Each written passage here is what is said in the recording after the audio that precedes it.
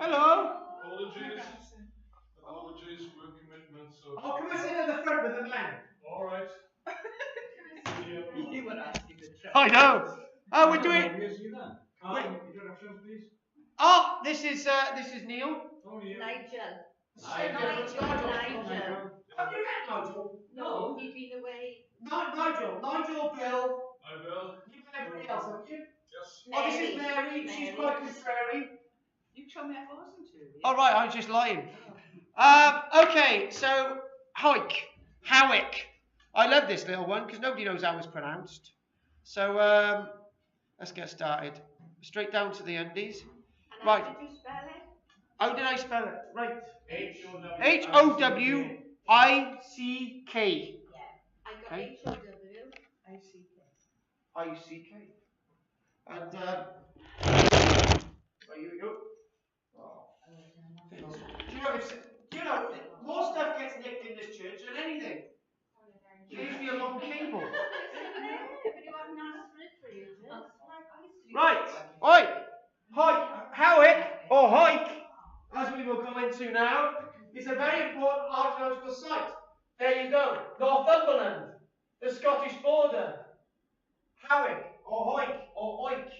Okay? So that's where it is. So I have to turn to Wikipedia for this. Sorry about that.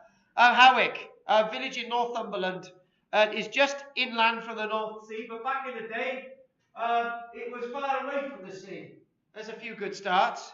The pronunciation of the name of the village varies among the inhabitants depending on social class.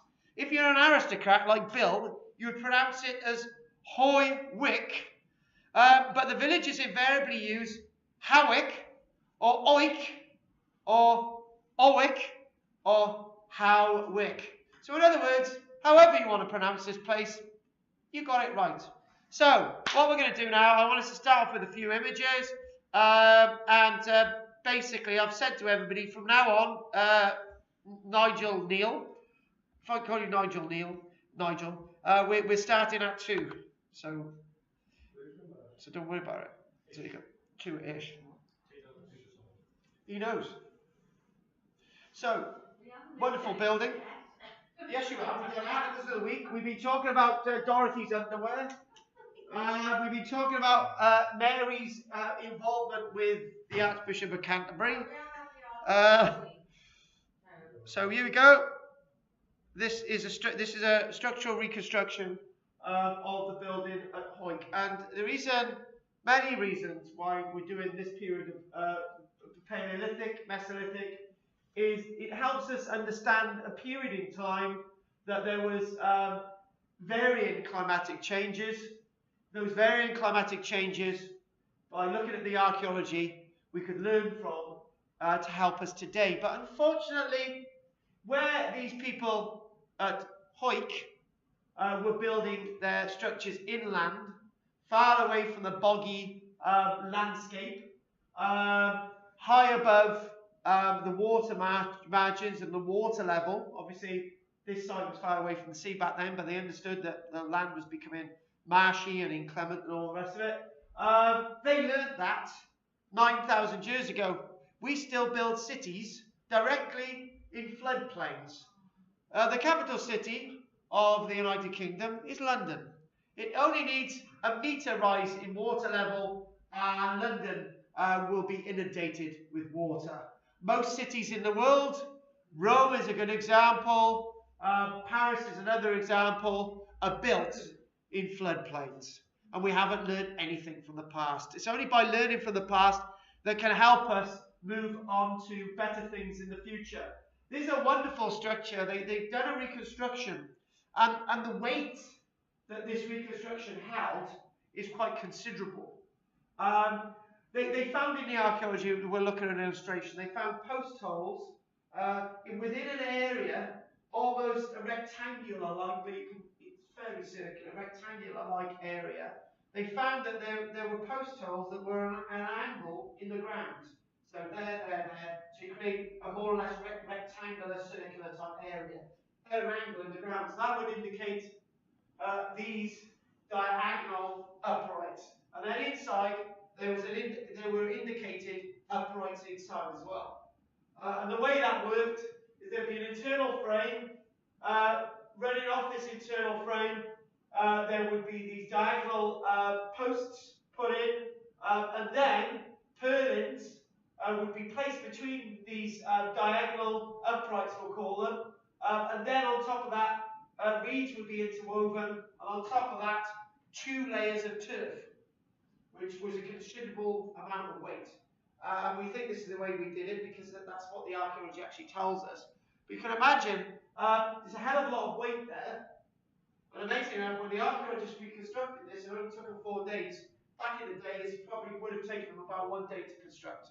But nevertheless, it's a permanent structure. It's a very, very permanent structure. So we don't have many illustrations today because simply we don't need them because I'm absolutely awesome. As we all know. Just show you this illustration quickly. This is some of the types of tools that would be revolutionised.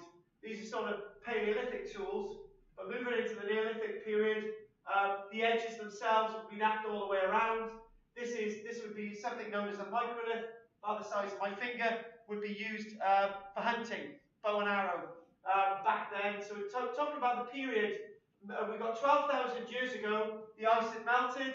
9,000 years ago, we got the site at Howick, where we got the first in 2000, the first identifiable building. Since then, we've identified buildings at Starkar dating back to 11,000 years ago. But the whole point of this is that we've actually got buildings hell of a long way back, okay? Because it wasn't until about the late 1980s that archaeologists actually realised that we actually had houses in Britain as far back as 9,000 years ago. Up until the 1980s, we used to think that there weren't houses back 9,000 years ago, 8,000 years ago, even 7,000 years ago. But now we've got the archaeological evidence for them. What period? Neolithic or? Transition period between the Paleolithic and the Mesolithic period. So what we're talking about, the Mesolithic period is approximately starting around 10,500 years ago. And between that and the melting of the ice, you've got a weird period that we just really haven't named. So the end of the Paleolithic is about 12,000 years ago. You've got a bit of a gap, and then you've got the Mesolithic period about 10,500 years ago, and that little sort of transitional period in the middle, which is really important, very important period. Anyway, moving on. So what we got here, and that's what the reconstructed building looks like. Wonderful reconstructed building. It's a very strange structure indeed, but it's a very useful structure. In fact, they got the doorway very wrong in the reconstruction. It should be a little bit lower than that. And the reason why, well, very, very simple actually.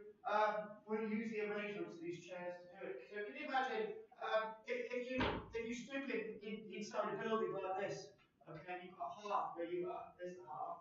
Because this building is no more than about 4.5 meters in diameter. So you're going through here, right? So this is my reconstruction, right? Like that, but the entrance way is a bit lower. So you go in, you've got the half there, okay? Now, the half itself would burn, okay? And there would be a smoke level hovering around here. There'd be a smoke level hovering around here. The problem is, if you go with this reconstruction, the smoke would go directly out, which would defeat the object of having the half burn. The half would burn all year round. The whole point is the heat would hover just above the doorway, no doorway actually, and then you'd go in and you'd have a smoke level, you'd be above the smoke level, and the heat would be kept into the building. That's really important, keeping the heat into the building. And the smoke itself, the tar coming off the smoke and all the rest of it would tar the inside as well, insulated it, but some of the smoke would make its way out of the roof. Okay, there was no flue, there was no window. It would make its way out the roof. The smoke wouldn't even come out the door either, but you'd have a covering over the door anyway. And there would be a floating heat level, and that's how these buildings worked. Job done. So you would have to sleep on a raised platform then to get away from the smoke? Well, the smoke level is hovering around here, okay? Sleep on the floor. So you sleep on the floor. Oh. To mind you, Michelle and I slept on the floor the other night, and we woke up. We both had creaky necks, and we are sleeping on the floor again. Why did you do that? Permission from Oh, me. don't know. Oh no, she fell asleep on the sofa. I had the raging fire going with my feet up against the raging fire. She came down and cuddled up to me. She said, "I will go to bed at 12 o'clock." We woke up at 3 in the morning. Right, anyway, there wasn't too much detail. There was nothing wrong there. Too much information. We were fully clothed at that stage. Yeah. Yeah. I like that one, George. Oh, yeah. Oh my God, she looked absolutely beautiful for filming yesterday. Weren't they short? She had her hair done and everything. What's that? Weren't they short? No, that's the whole point. Look, that's the whole point. Good question there, man. What usually happens in these medieval buildings that you see that are still standing, we've got some medieval buildings in this country going back to the 1100s or whatever. We've even got Greenstead Church dating back to about the 800s as well. So you usually see entranceways really low like this, right? And then whenever you go into these buildings, you go like this, you come up, right? You get two guys. You get one guy saying that the people were shorter in the past, and the other guy being actually really academic, know what the hell it's saying. People were the same height as us in the past, but they had those little entranceways to keep the heat in, chopped up, obviously. Oh, the clothes were smaller. Um, Yeah, they were suits of armour and things. They were shorter people. People were shorter during the First World War. The average soldier was shorter than he is now. yeah, but there is. 6 inches. But I'm actually going to go with my archaeology. I read what's in the archaeology, okay? And there was this astounded experts. There was an excavation in Kent a few years back, and they were excavating, and they thought they got the dates wrong with these Vikings that they had found. On average, 6.5 to 7 foot in height. Okay, these Viking burials, and they were excavating them, and they thought these are going to be much later. They weren't. They were actually dating to about the 900s. The difference is, I'm glad you've all mentioned this thing about height. Height is about diet, okay? Height is about diet. Now, Chinese people, and like the North Koreans upstairs, are shorter because their diet's different than somebody in the West. You know what I'm saying? North Koreans. No, but their son. He's tall, isn't he? He's really tall. But usually Japanese people are much taller than Chinese people and Koreans. They really are. It's all to do with diet. It's nothing detrimental, there's nothing racist, it's all to do with diet. So what we see in the Roman period, okay, the Roman soldiers were a lot more taller than some of the native Britons, okay, because their diet was different. But the Vikings, male and females, were taller than people in this country because their diet was different. People in medieval Britain were shorter than people in France and Germany because the diet was a lot better in Germany than France. That's why. That explains it.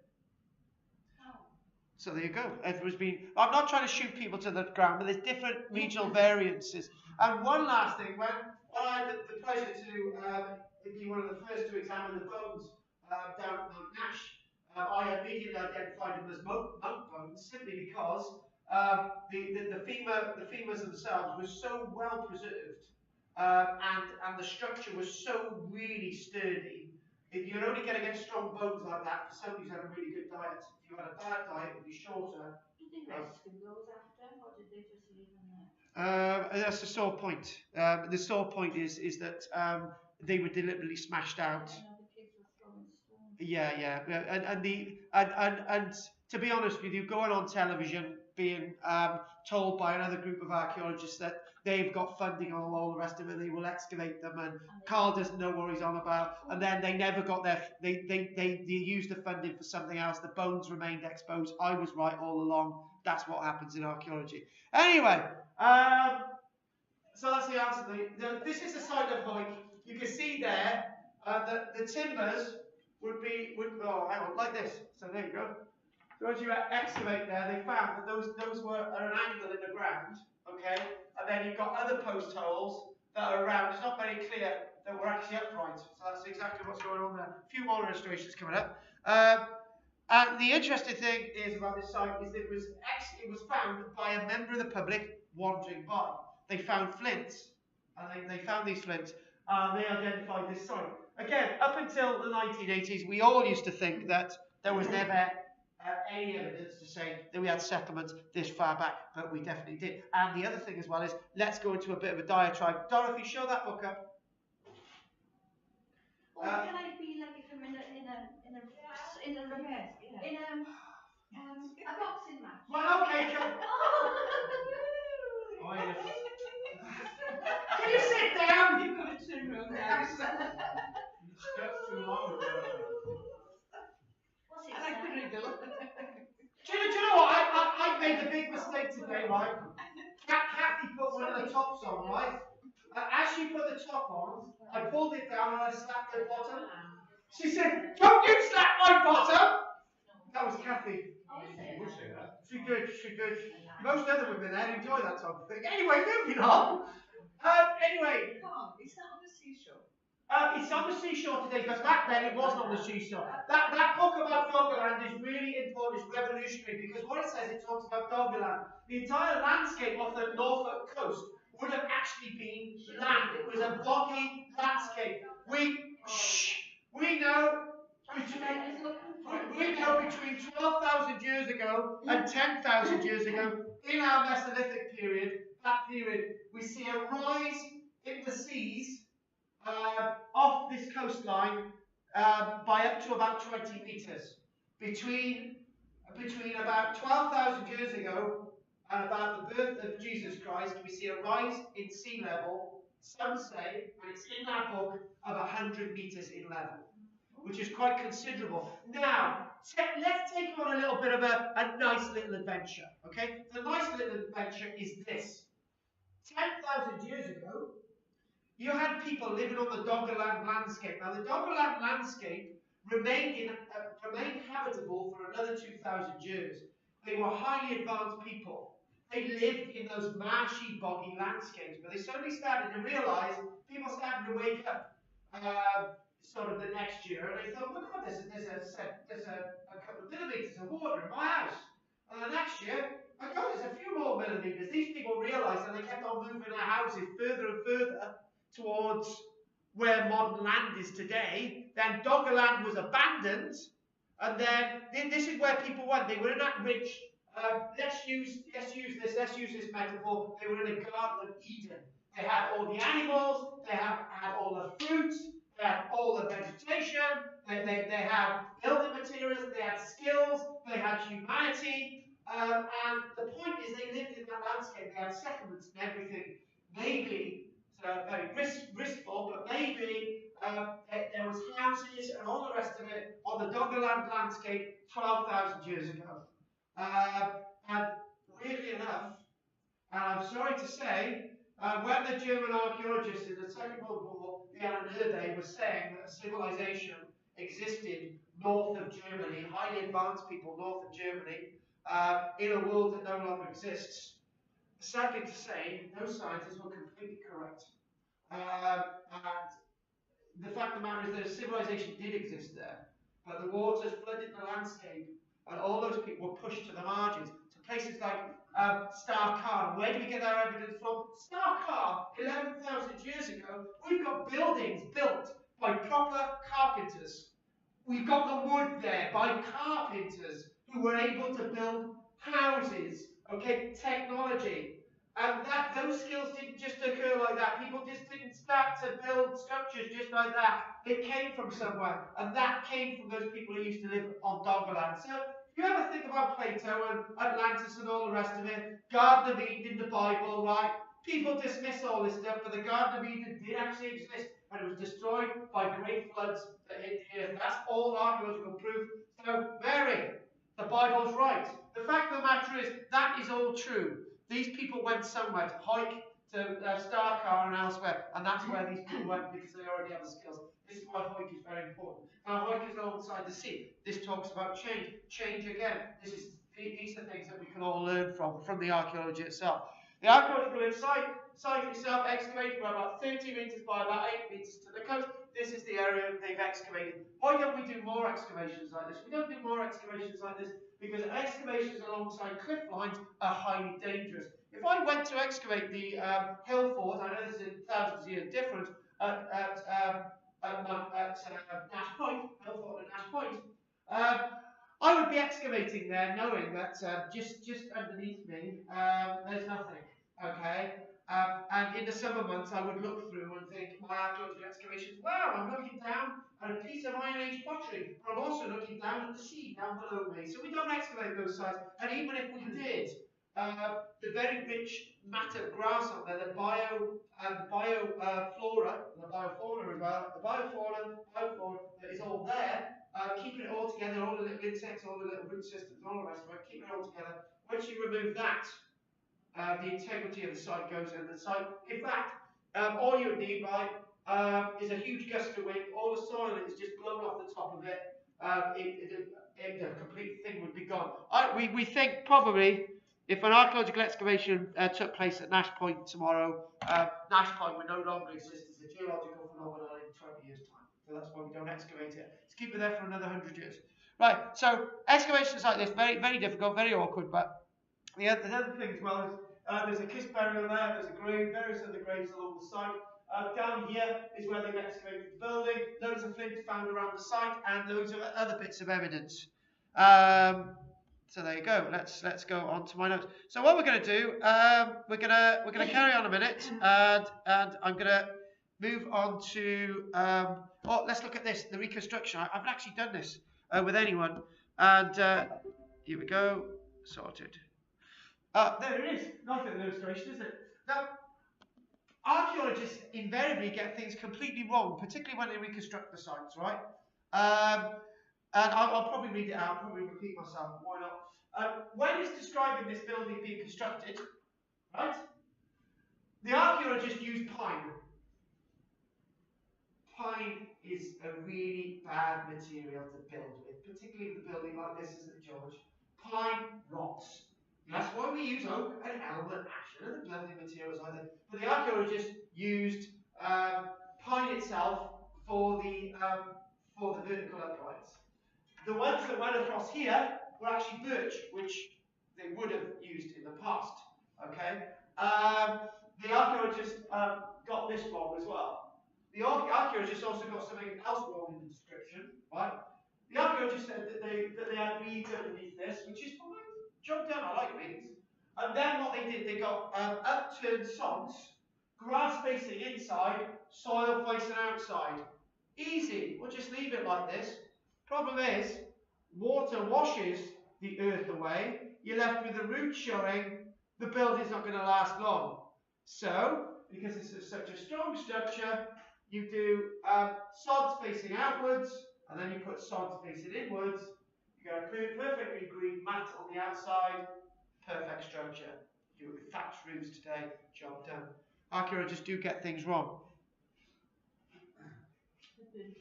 Oh, builder's out there, is he? So, a replica of a house from about 9,000 years ago, 10,000 years ago. The building's there to see today, so you can see the site, but I'm not going to organise an Archaeology Cymru trip all the way to Howick to see this structure. Right, so what we're going to do, we're going to cut this now, and actually we're going to have a break, where we're meant to be having a break every week. We're going to have a break now, and we're going to have a break for 10 minutes, a bit shorter than our usual break. Are there any questions? Is there any evidence of any later civilizations settling on the site? I think the name Howick. Yeah, Howick. Ik is a place of who? Howick means settlement. Who? Howick, yeah, the place of settlement, Wick. Or in fact, Wick does actually translate to a produce.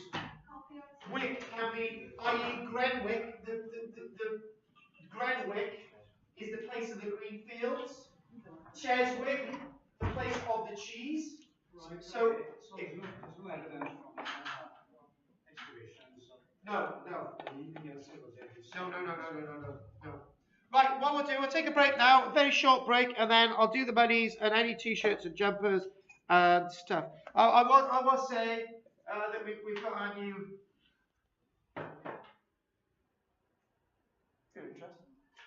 And if you're a more out and black guy, look at that. Right. So I'm going to sort that out with you. So you're having the big baby. That's good. Raffle points and Andy's. Right. Well, here we go then. None of you can read this behind me, so it doesn't really matter. So, everybody, come on. Right, thank you.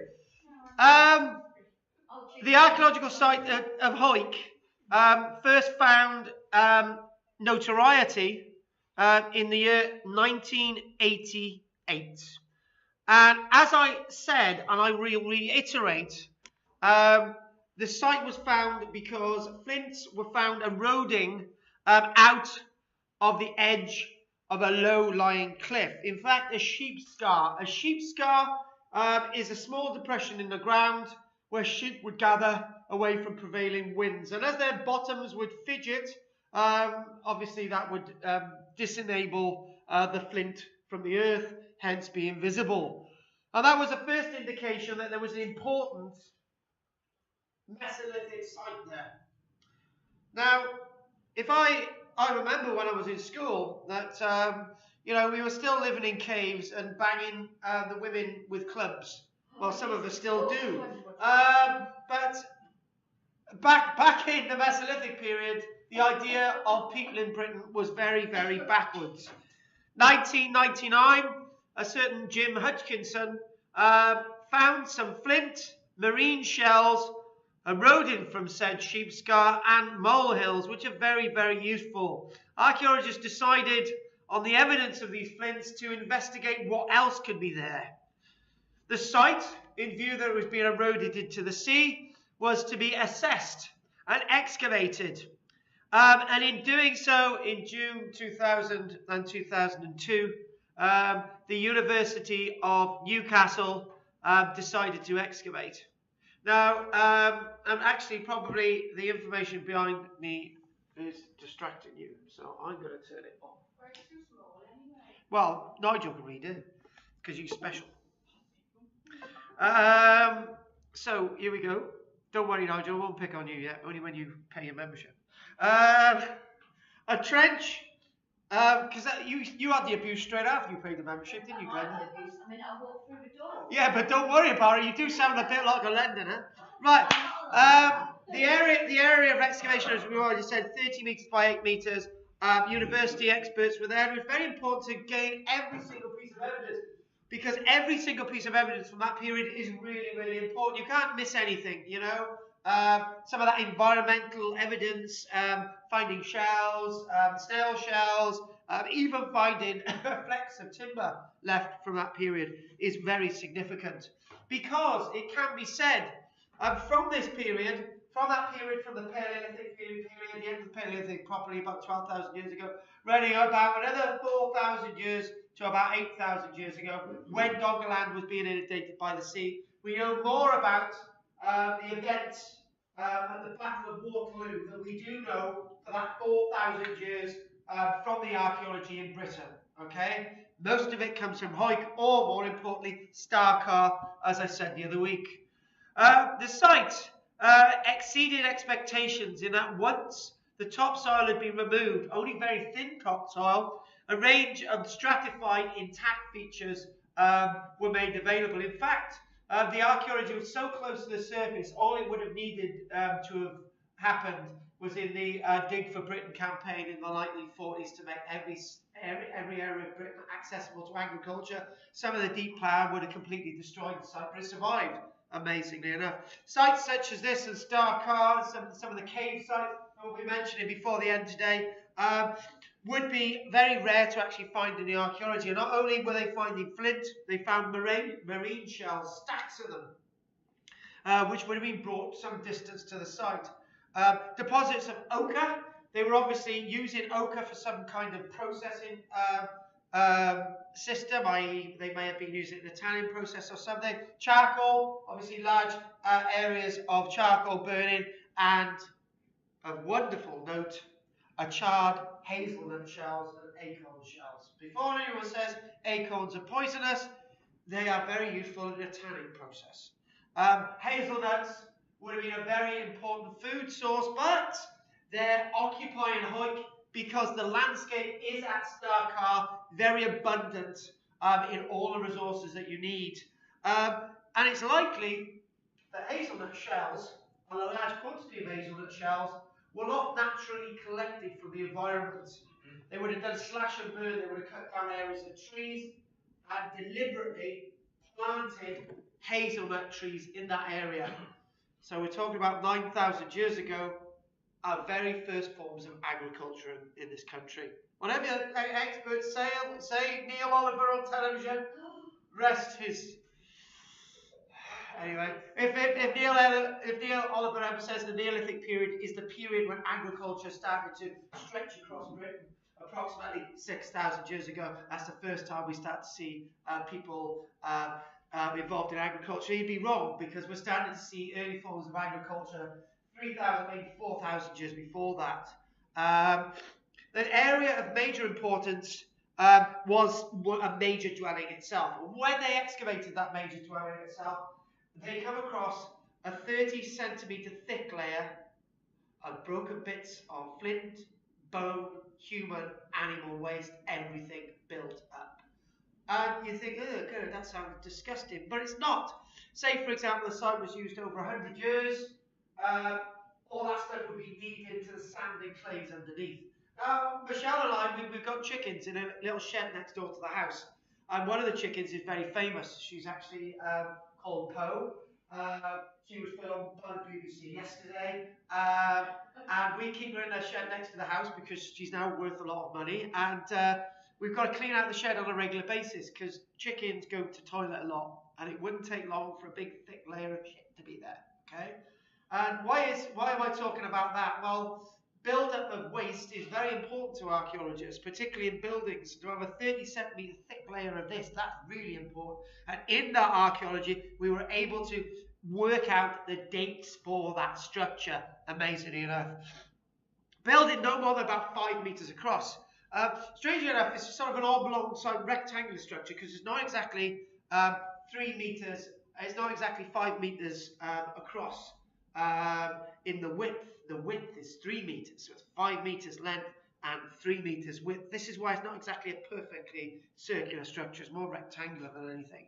And when they excavated this structure, they found out that the structure was actually built in a little bit of a hollow, in a little bit of a pit in the ground. Now this is really important because, you know what, I deliberately decided not to bring my pens today. So you can imagine a scoop taken out of the ground, out of the sands and clays like this. You've got timbers going into it, and you've got this scoop, okay? That scoop itself, so as you come from the outside, you go down into a depression, okay? That is a feature that is very reminiscent of lots of building styles across the earth. And you would think it'd get flooded with water, it wouldn't, okay? That's a really good insulating feature. And obviously you would fill it with all sorts of materials and all the rest of it. And it's in that very sunken hole in the ground in the Viking period, you know, we refer to as Grubenhausen, but that sunken feature of the ground is where you've got these built-up deposits, which are really, really interesting. It's unfortunate that the archaeologists believe that maybe, you know, that dwelling site was one of the remaining dwelling buildings of a much larger village, of a community. The deposit contained everything that we've already said, but again, the hazelnut shells are of great importance to us, and lots of pits and holes and hearths. Hearths are usually useful for dating evidence, radiocarbon dating. The occupation area itself, the imprint of the timber, when they excavated it, they found that you know, the timber beams, post holes, and all the rest of it, but they actually found the imprint of some of the other timbers as well, which were actually used. Because what happens is ghosts appear in the archaeology. What ghosts are as follows. If any of you have ever seen any programs about Sutton Hoo from the 1970s, well, I did, because I've still got them all on tape. I was a bit sad when I was a child. I used to watch these things in the 1980s from Horizon. And they showed a program of Sutton Hoo this one day. And the archaeologist said, we haven't found anything here at all, except what they could differentiate the difference with its soil colours. Okay, so you have a very light pale soil colour here, and you could see complete outlines of buried bodies in the sand. Okay, you could see the legs, you can see the arms, you can see the rib bones and all the rest of it. And what happens is as the body would decay, and other materials would decay in the sort of sand itself, in the slightly acidic sand, it would eat away at everything, but at the same time, the structure of the molecules would change as well. So they'd be slightly darker than the surrounding sand. Ghosts. And they found ghost timbers at this site as well, because there's a lot of sand at the site. So we get an idea how big the timbers were from the ghosts. The timbers that may have been used for the main beams of the structure or wherever. We actually find ghosts there, which is great. So you've got to really know what you're doing. You just can't have people who've just come off the street to excavate a site like this. You obviously need to be thoroughly trained in this archaeology. Now back to the samples of charcoal, and my computer's playing silly buggers. It's your fault, Anne. Oh, wow. Good. Picking on you now. Here we go. Let's go with this. Right. What they did, they decided to instead of dating the fire, right, which would have helped the hearth, they decided to take samples of the hazelnuts, because there were a lot of them on site, and they decided to date them. And when they dated the hazelnuts, they produced dates for the site of when the site was being used from between 8,730 years before present, which is before 1950. So you've got to add another 70 years onto it. Complicated maths there. For the sake of argument, building is 9,000 years old. But in the radiocarbon dating, between 8,730 years before present and 8,555 years before present, that's when the structure was being used. A period of well over 100 years. So it's a very important site. That's why there's a big, thick building. And the building must have been standing for a long time as well, without needing to be rebuilt. It was a very strong building. That's why I'm saying when the archaeologists use pine, if they were to use some other material, maybe like aspen or maybe like poplar or something else like that, they would have had a more stable structure which could last a long time as a reconstruction. So these are some of the most earliest dates for a Mesolithic settlement anywhere in Britain at that stage, up until about 2002. Now we know when the site Star Car was excavated. We now know, leading up to about last year, that the Star Car dates take us back to about 11,500 years ago, which is absolutely amazing. Star Car is near Scarborough, for those that weren't here last week. So this site is really, really important, and it tells us so much from a period that we don't know anything about. The site is also important, as we've said, in providing evidence for one of the earliest periods in Britain when we've got a site being occupied. No sooner had the ice melted, people were wanting to move into mainland Britain, but there was a problem with that, and there's a problem with that because what the people are doing living first are living in the lowland areas like Doggerland and that land between Cumbria, Wales and Ireland. That Doggerland and then the Doggerland, which is not really in that book, which we'll be doing in a few weeks' time. Those are the areas that they more or less lived in, and as the area became flooded, they would go to Howick, places in Cumbria, Anglesey, and all those areas along the margins, and actually move all their skills there. Because they didn't move there first simply because people were wary of the woods. Within those woods, within those great woodlands and forests building up across the whole of Britain and continental Europe, people hedged their bets to live in the sort of valleys areas, because in those woods there were beasties like bears, packs of rabid wolves, lynxes and all sorts of beasties that would like human flesh. So this is what was really happening. At the time when the site was occupied, sea level was still somewhat lower than the present. Yes, it was. The shoreline was a distance away. The fauna and flora remains at the site are poorly preserved, but we do have bones of fox, wild boar, and also marine resources at the site as well. Coastal sites of this period are rare to survive today, because they're usually eroded away into the sea, and we're very lucky to have a wonderful site such as that.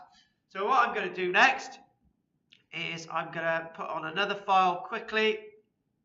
I just wondered Yeah, got a perfect time to ask any questions whilst I've got a little lull. You know, the bones in the Gower area, are you saying that it was a similar time, but... Oh no, the bones in the Gower are a completely different time. That's from 33,000 years ago. This is from 9,000 years ago. That's the huge difference with the dates here. So what I'm going to do now, I'm going to clip to this here, which should be useful if it comes up on my computer. Right. I'm gonna read this article out in full, okay? And this will probably take us to the end. So everybody, quiet please. Answers to why we've been doing this the past few weeks. And the reason why we've been doing it is obviously due to the environmental changes, the change in temperature, the change in landscape, the change in trees, the change in water level. What we now know as Britain was once part of the great landmass of Europe, Doggerland, and that unknown place between mainland Britain and Ireland. As we know, as the ice started to melt, water levels would rise. But we do know that the mix of woodlands and forests occupying those lowland areas and then the upland areas was as varied then as it can be said as varied now. Animals would graze in clearings in these great areas, and it's those animals and human beings that would change the landscape of Britain for good. It's those animals' dung that would be left on the landscape which would yield to growths of new plants and so on. The people that returned to these islands occupied a land that was already habitable in some areas. We know that before the ice started to melt, people were indeed living in Britain. But it has to be remarked as well that even with the ice melting 12,000 years ago, there was always the risk of cold snaps, where the ice would come back, where there would be periods when there would be years where temperature would drop from the average of plus 10 degrees centigrade in the summer months to back to 10, 15 degrees minus in the summer months. There would be occasional snaps, but overall, Britain carried on with its temperature rising year in, year out with those small cold snaps. So it would probably last a whole year. The food itself is so plentiful that they're able to live here, and that idea of living in one spot is very difficult a concept to grasp. We would think that it's so easy to stay in one spot and be critical of traveller communities, but traveller communities are moving around for their own reasons. We're fixed in one spot for our reasons. As an actor, as an archaeologist living in the valleys, it's an absolute bloody nightmare. I'd prefer to be living in a camper van, to be honest with you, so I could take everything with me. That's me, but in that concept, people were not so different in the past. They either lived somewhere, travelled, but to actually make the step of staying somewhere forever in one spot for a community that was not used to it was revolutionary. We're used to living in one spot, but back then it was revolutionary. What we do know is that there are many, many buried clues. The fact that we have found so little from this period 10,000, 12,000 years ago is what makes many of these new discoveries very interesting. Like Howick, like Starcar, John Davis finding the finds being eroded at the coastline at Howick, telling the university at B, and amazing enough, the guy who actually found the finds actually had some credit for it. Unlike the original finder of Starcar, who was completely supplanted by a professor of archaeology. But that was many years before. Obviously, small exploratory excavations, any small exploratory excavation on a site like this can yield information that we did not have before. If you talk about a 1,000-piece jigsaw, right? What we know about this ancient time over 10,000 years ago isn't even one piece of that jigsaw. We could just get the edge of it. That's all. Maybe a little bit of colour. Now, with the flint tools, when the archaeologists originally found the post holes in the ground at Howick, they actually thought, right, this must be quite a flimsy structure, temporary structure. But the archaeologists couldn't work out why you've got 30 centimetres of build-up. And we've done dating, and people were living there for over 100 years. How they could have lived under such a flimsy structure, really, from the post holes, some of the uprights and the diagonal pieces look really flimsy. But when they reconstructed it, they worked out that such a flimsy structure can be a very strong structure that can last a long period of time.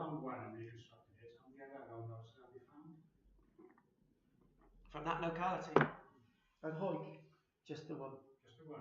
But there's been more. At Starcar, yeah, there would have been more. The rest of them have been eroded away. Into the sea. At Starcar, we got hundreds of structures, but that's a bit earlier. That's a bit earlier. When we did Starcar last week, so they're bringing all that into it, and then they're starting to work out that in fact the flimsy structure can be quite a strong structure. When you get these modern fiberglass tents that they sell for 20 quid in Poundland or whatever, and you put them up, they're actually quite strong. Okay. This is the same type of experience. The excavation was far from easy. The sand was either baked rock hard, in which case all the vital colour differences that distinguished the individual layers simply disappeared. So the archaeologists had to work at certain times of the year, in certain light, making sure that all the soil was the same moisture level. And the archaeologists were so obsessed with getting things right on the site, they didn't even wear boots. They were instructed to excavate with their bare feet, so they would not put any pressure on the sand below, which is not unusual, but it's something different. The archaeology was so fragile, they had to go through those lengths. So when we think about this structure itself, going back to those nutshells, those burnt nutshells, those fragments of bone, giving you an impression of those last meals of the people who actually lived in the structure. Moving on to last meals in that sunken structure. Ancestral nut roasts. I love this one. It was the nutshells, those of the hazelnuts that had survived buried due to having been charred, that provided some of the most important evidence for both the way in which the house had been used and for how long. Some of the hearths appeared to have been used solely for roasting nuts, and the sheer quantity of shells suggested that large quantities of food were being gathered and preserved here. This was a focal point of some kind of community. This was one of the first indications that the house might have been lived in permanently rather than seasonally, because you've got burnt nutshells. They were obviously being burnt for a reason, and they've got lots of shellfish coming into the site, being brought from how many miles away, depending. There might have been an estuary nearby, we don't know, but it's all being brought into the sites. They're all being processed. Really important information. But there was another way in which the nutshells could provide information. Obviously, the radiocarbon dating. The radiocarbon dating, which I mentioned, radiocarbon dating relies on measuring radioactive carbon absorbed during their lifetime by all living things. I've given you the dates, but I haven't mentioned the process. So basically, everything living absorbs radiocarbon. And as it decays, it gives off its radiocarbon. So, say for example, let's just do this really silly, okay? 100 years ago, a peanut had 100 bits of radiocarbon. 100 years later, it's only got 2 bits of radiocarbon left. So you work out mathematically the difference, the amount and ratio of the radiocarbon that was originally in it and what is in it now, and you can work out dating that way. Can I ask a stupid question? Go for it. I can never understand that concept. Yet you can measure it now, but how do you know what it had in the first place? How do you know how much radiocarbon it had 100 years ago? Everything has a fixed element, but there's one problem. You cannot do radiocarbon dating from anything after 1950, right? Because of the the atomic fallout from various atomic tests and bombs. Which could contaminate it. Basically, everything has a life. Okay, so George, you're dead, right? George has just died, right? He didn't look well last week. George has just died. So every period, every length of time, radiocarbon is released off his rotting member. His rotting corpse. I used the wrong word there. His rotting corpse. And then basically after 1,000 years, there's little of the radiocarbon left. Okay? And then that half-life gets less and less and less. It gets so little after 10,000 years you can't measure it. Okay? So the more radiocarbon he's got in it, the closer he is to now. And that's how you do it. Does that make sense? Isn't it? No, okay. Correct me if I'm wrong. Everything has a set radiocarbon measure. That's what we're saying. So he has you know how much radiocarbon he's got in there.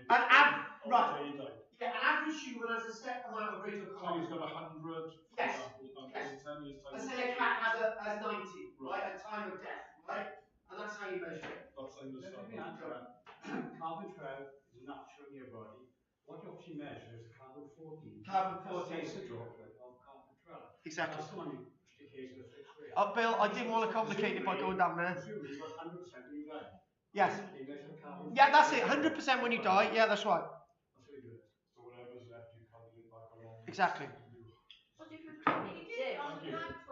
Actually, if you're cremated, you can measure it that way as well, because the cremation date, it fixes. There's a fixed magnetism in the charcoal from the rotting whatever. You couldn't work out how old the person is, but you might be able to if there's enough left. But you probably get dating that way as well. Right. Anyway, very wary of time because, as you know, I'm trying to finish at 4 o'clock. So I got a ghost walk tonight at Flemington at 7:15. So anyway, radiocarbon. Here we go. A tree, for example, will absorb its carbon through its life, with the result that with trees themselves, the rings themselves at different periods in time would have different levels of radiocarbon. So it's not ideal to date, say a piece of timber in the ground. But if that timber's been burnt, that's when you radiocarbon date it. Bones, that's when you radiocarbon date it. Trees, you use tree ring dating. That's the difference, not radiocarbon dating. Nuts, in contrast, grow and fall within the space of one season.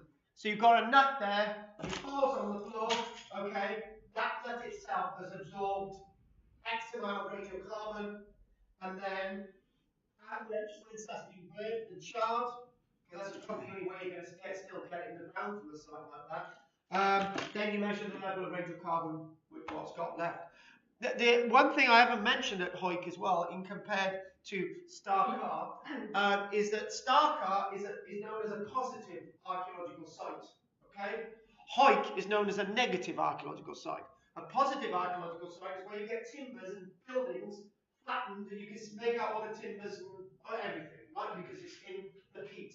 This site is in sand, so you look at negative features like ghosts and post holes and voids. And things like shells and carbon, that's a negative site. And all of these have different values in archaeology. This is what made radiocarbon dating ideal for the nutshells. The dates themselves, they had literally thousands and thousands of nutshells, but they took 20 for dating.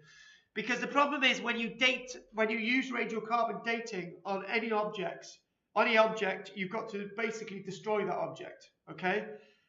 Did I tell you about the time my brother spent £4,000 on an Elvis Presley picture, and he bought it on Amazon, and it said £4,000 for an Elvis Presley picture, and you get a lock of Elvis Presley's hair. So he bought it about 20 years ago now. He was really excited. A big picture this side, right?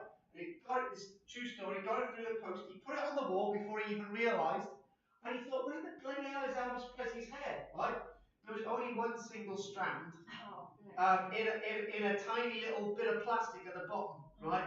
And that was a lock of Elvis Presley's hair. To prove that it's Elvis Presley's hair, you'd have to destroy it DNA. to get the DNA and all those to it. So there you go. You can't prove whether it is or it isn't. You still didn't take us to go and see his teeth, did you? No, I didn't. No, I've never forgiven you for that. I know. Elvis Presley's teeth in Barry. They had his crown. They had Elvis Presley's crown in Barry. They were taking it around the country. They were doing it with charity or something.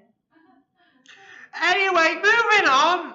So these 20 samples gave you a good indication of the dates of the structure, and the date range, some say, are actually more excessive than just 100 years old. Some archaeologists have interpreted the nutshells, indicating that the site itself may have been standing for up to 400 years, but that's quite a lot actually. New understandings of a site like this, Mesolithic people were prepared to modify their environment to be involved in farming. This house, a sturdy a structure that when it was reconstructed was a quite sturdy structure. They're cooking inside, they're storing. There are clearly practices within Britain and the continent of people using resources and staying fixed in one place all year round. Hunting animals, using their skins, flint for tools, wood for the construction of fuel, hunting on land and at sea, looking for fish, seals, seabirds, their eggs, shellfish, and so on. This was a period when the landscape flowered. There is also evidence, exclusively from the British Isles, the Mesolithic people were prepared to modify their natural environment in order to improve their hunting grounds, as I've already said. Some of this evidence has been found at the intertidal mudflats along the landscape, where they're burning down forests. And where they burn down the forest, they plant in amongst those forests an early form of slash and burn, where you would slash the trees down and you plant other things in between it. Burning is done to create an open space, a clearing that will then be used to recolonize it with hazel or early forms of grain, for example, like emmer wheat and einkorn. Even they haven't been found yet. We know as well that they're starting to extensively use the bow and arrow, for example, with loads of little tiny flints about that size, the size of my little finger. Some are a little bit bigger. Many of these have been found, some embedded in those semi-fossilized trees up and down our coastline, knowing that those trees are from that period and they were actually hunting grounds. Now, what I'm going to do is go on to this next point that's really important. But one thing that cannot be forgotten when you find sites such as the one at Howick, even though we haven't found evidence for burials, doesn't mean to say that they didn't take place. We do have evidence of burials in places like Denmark, where people would bury their loved ones at this time, 9,000, 10,000 years ago, in very ornate ways. There's one piece of evidence from Denmark of a woman buried with an elaborate necklace of stag's teeth, and she lies alongside her baby, cradled. Is that the baby with the swan's wing? Cradled in the wing of a swan, yes. No human bones found from this site at all. These signs seem to be an attempt for the first time to not only act to bury somebody that they truly love, but also to mark out territory. When you bury somebody in the ground, that person being buried in the ground is a marker of your intent to stay. Yes, your intent to stay in one spot, which is really, really important. Having loved ones buried in a certain area is a sign of barrier. If you go into beyond those burials and the house area, that's where you're moving into a new territory. You don't need to put walls or barriers or banks and ditches up. You're moving into a new area. And that's the sense of the invisible barrier, which is a PhD Karl-James Langford stuff. But that's another story altogether. The meaning of home, that's important. And I want to end on this today. The meaning of home. Did people really, really, really settle down in the way that we assume they did.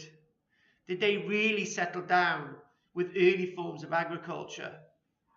Mesolithic communities that lived by the coast weren't eating initially everything in one place. They were moving up and down the landscape. But suddenly they decided that enough was enough and everything was on their doorstep. And using all the resources available to them and settling down permanently, using that opportunity, is indeed a revolution. Like so many tantalizing glimpses into the distant past, it could not take us deep enough into the minds of the generations of the Mesolithic hunters who actually become settlers. By building that very house, they were able to maybe understand and experiment what it was like to live inside a structure. Remember, something permanent was very different for these people. They had been on the move. And we can infer something from Native American peoples when they were being forced on reservations, forced to live in one spot in North America from the 1860s onwards. They didn't want to live in one spot because they were happy using their home as everywhere. The greatest crime the United States ever did was to their own people, when they forced native peoples to see home as something that they were not used to. Millions and millions of native peoples of all across America could not cope with living in one spot. It was alien to them. They could not find the food they required. And even if they could find the food they required, they were forced to eat other food. They were forced to build in other ways, drink in other ways. And we should have learned a lot from the past, but we had no idea of this Mesolithic lifestyle, that moving and around the landscape had a meaning and settling in one space had another meaning. They found that to create a structure was no major hardship when they reconstructed it as they thought. With modern skills, you're able to cut wood and halve wood and bind it together and all the rest of it. Our ancestors would have learned these skills over a long period of time, and when they had these skills, they built these structures.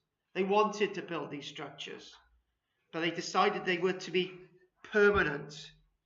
We knew it was a unique structure that had taught us a lot, not only in the archaeology, but actually rebuilding it. These were not flimsy structures at all. They were permanent. Unfortunately, however, like so many tantalizing glimpses into the distant past, it could not take us deep enough into the minds of the generations of Mesolithic people that had built these structures and lived within the landscape. We can only assume what their lives were like. We can only assume what the step was like to be permanent. The thing is, when we think about these landscapes, even though you've got plenty, doesn't necessarily mean you're going to live at that spot. They lived at that spot for a reason, and we can only guess. For example, people's, in North America, when they had the huge herds of buffalo, they could have survived off those herds of buffalo in one spot, but the Native American peoples decided to move around anyway. They had everything on their doorstep. They decided to move around. In Britain, they had everything on their doorstep, and suddenly they decided to stay. Why? Maybe they knew something we didn't. Maybe they felt safer. But things changed. And that's very important. Next week, we're going to be looking at Goth's Cave in Somerset. And when we do look at Goth's Cave, we'll see a completely different lifestyle, a completely different landscape than we've done today. Are there any questions? Yes, with all this healthy heating, toilet, where did they go to the toilet? Did you find one particular toilet, or did they just scatter everywhere, or in the sea, or?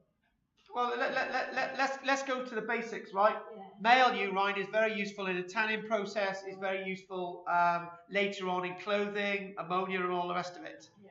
Female urine is maybe good for other purposes, maybe good for wool and other things like that.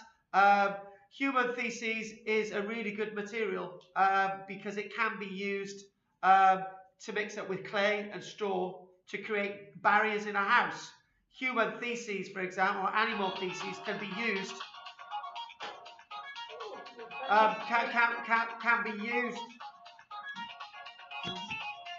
can be used to create pottery, for example. So what would happen is the organic stuff would burn off as you create the pot and bond the pot together.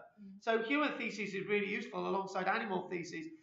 We live in a society that we can't deal with wee and poo. Okay, I can't deal with wee and poo, but the fact of the matter is, it's something that we're very familiar with in the past, and why not use it? And that's what we're talking about. Have they found any